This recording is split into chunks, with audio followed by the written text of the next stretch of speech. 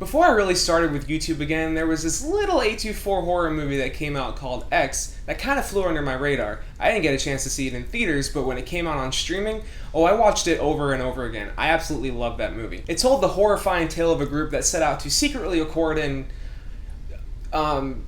adult-oriented motion picture on a farm before they're hunted down and brutally murdered by a creepy elderly couple, World War I veteran Howard and his psychotic, murderous wife, Pearl. Spoilers for X here, by the way, so skip ahead about 20-30 seconds if you don't want to get spoiled. Of the many surprises in this movie was the fact that Jenna Ortega's slightly innocent Lorraine, I want to be in the movie. Well, you can't. The story can't just change midway through. was not the final girl here, but it was actually Maxine, the coked up stripper with her eyes set on Hollywood and fame, played by the fantastic Mia Goth. She put a definitive end to the story of Pearl, who, I forgot to mention, is actually also played by Mia Goth in some really effective old age makeup, ruling her and her husband out of any sequels. But how did Pearl get to be this way in the first place? What drives a sweet, southern girl to such atrocities? Well, that's exactly what Ty West wanted to examine in his prequel to X, which was actually filmed back-to-back in secret and released only 6 months after the original movie. Hi everybody, Anthony from Awesome Anthony Productions, and today I'm going to give you my review of Pearl, An Extraordinary Origin Story. Before I get started, please go ahead and subscribe and ring the bell so that you never miss any of my new content. And while you're at it, you can go in the description and find links to my TikTok and my Instagram. Let's get into it. Pearl takes place about 60 years before the events of X, during the height of the Spanish influenza pandemic in 1918. Pearl, played once again by the hauntingly talented and unconventionally beautiful Mia Goth, though without the old age makeup this time, lives on the same farm from X with their overbearing, strict German mother, played by Tandy Wright, and her immobile father, played by Matthew Sunderland, who was paralyzed by the flu. Since her husband, briefly played by Alistair Sewell,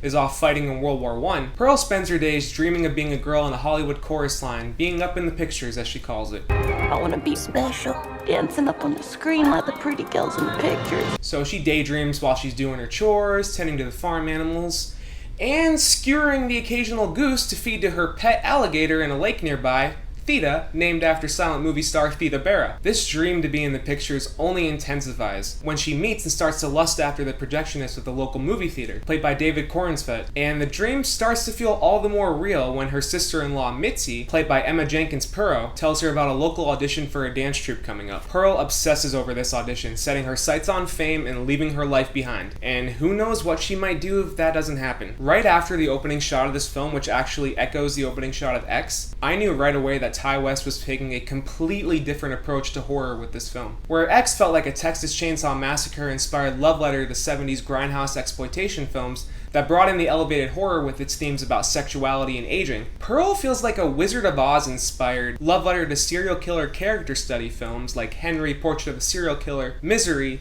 and even something like Joker that brings in the scares and gore but brings in the elevated horror with its observations on mental health. But to start, let's talk about the technical aspects in this film. The whole thing is shot with a beautiful Technicolor look with bright, saturated colors and wide shots that range from so beautiful you can hang them in an art gallery to so disturbingly beautiful that you could also hang them in an art gallery, but you'd probably want to put a curtain in front of it so that the more squeamish people don't get freaked out. West's direction and editing are on point here as usual, and the way he frames shots and structured scenes to ramp up the tension while having the more horrific scenes take place in broad daylight really gives the film a hauntingly beautiful aesthetic, and even the more horrific scenes almost feel dreamlike. But that's not the point of the movie. Pearl's descent into the insane, psychologically disturbed killer that we meet in X is the point of this movie. And aside from one little problem that I'll mention in the spoiler section, this movie did a fantastic job of telling that story. And Mia Goth's performance is an absolute tour de force of torment, fear,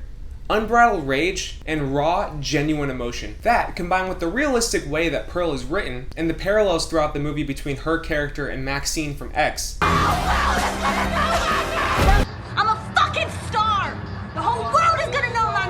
really cement her as a strong character, with the first half of the movie being dedicated to developing her character and the relationships that she has with her family and the people that she meets, while the second half is dedicated to chipping away at that last final piece of her sanity and delivering us some very fun, kind of disturbing, and bloody and gory results. And I know I've mentioned her multiple times already, but this really is Mia Goth's film. She even co-wrote the screenplay with Ty West to make sure that she had input on this character she knew so well, and it really paid off. She gives a totally different performance from her portrayal as Maxine in X, giving us a sweet southern belle type with that slight drawl in her voice, overalls and pigtails and big eyes that when you look at them you see a sweet innocent girl. But as the film goes on, Goth effortlessly reveals that those innocent and sweet eyes hold a rage, temper, and desire to be loved and recognized, and we really start to see that villain from X come through. The more we see Pearl crack and get closer to snapping as she's emotionally abused by her mother, I will not let you leave this farm again, while dealing with jealousy of her sister-in-law, struggling with her feelings of lust for the projectionist while she's still married,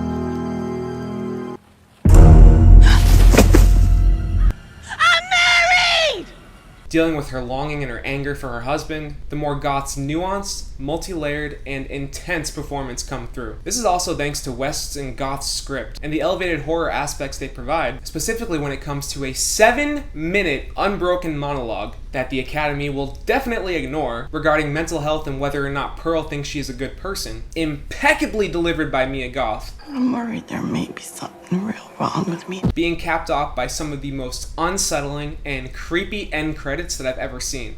Yes, even the end credits are well done here. There's also some clever and fun references to X throughout. We're looking for someone with X Factor. You know why? Why?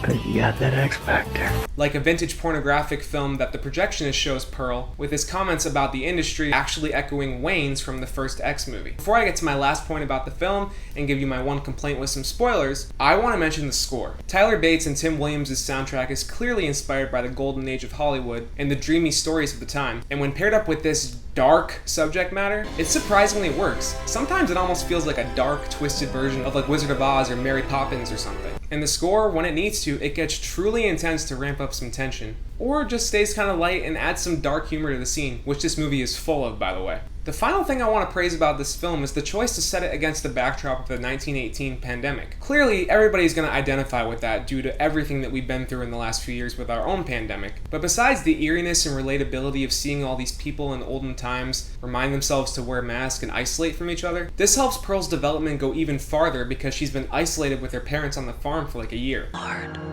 make me the biggest star the world has ever known, so that I'll make it far, far away from this place. Okay, now my one complaint about the movie, which is definitely one of my favorite movies of the year so far, so this isn't a really big complaint, but it is related to spoilers. So if you don't want any spoilers for Pearl considering the movie just came out, skip to this timestamp here. Okay, there's your spoiler warning, here we go. After the madness of the second half that results in the projectionist, Pearl's parents, and his sister getting murdered by Pearl, Howard finally comes home from the war. What he finds is truly terrifying and really leaves a gut punch to end this movie on. He finds Pearl smiling an unhinged, painful smile while her dead parents sit at the dining room with a rotting pig in front of them. Howard is understandably horrified, and this leads into the unforgettable credits with Mia Goth staring into the camera, smiling, and not blinking for several minutes, making it one of the eeriest and creepiest things I've ever seen in just a credit sequence. That was an incredibly effective ending, but when I thought about it later, I got a little bit confused. When we first meet Howard and Pearl in X, they've clearly stuck together for decades, and Howard is very complicit in the murders. She's heavy, she looks. So I feel like there was some crucial development left out here. I just don't see how the mortified man that comes home and is terrified to see what his wife has done ends up being a sadistic killer in X. But there is canonically a good 60 years between this and X, so it's possible that they're just trying to save some room and that maybe Ty West is working on a sequel to the prequel. Maybe we'll see a little bit more about how Howard starts to get as crazy as his wife. That's more of a nitpick than anything else, but it doesn't take away from how great this movie is. Pearl is a masterclass in development, tension, and incredibly well-paced, character-driven horror. I cannot believe just how much great horror we're getting this year. And my comments from before about horror being in a renaissance lately could not have been more accurate. Shit, we got this and Barbarian within 2 weeks of each other. Anyway, that's my review of Pearl, Ty West's latest film in the X trilogy. Yes, it's going to be a trilogy. I can't wait for Maxine, and I cannot believe that we're getting an entire trilogy of horror movies just in a couple of years of each other. But that's it. Thank you so much for watching. Please go ahead and leave a like, comment below, and subscribe. And while you're at it, make sure to ring the bell so you never miss any of my content. You can also find links to my Instagram and my TikTok in the description below. While you're at it, you can click or tap on these cards here. They'll take you to my review of Pinocchio, yikes, and my channel where you can find my reviews, my shorts, and my old shit. Thanks for watching, everybody, and I'll see you on the next one.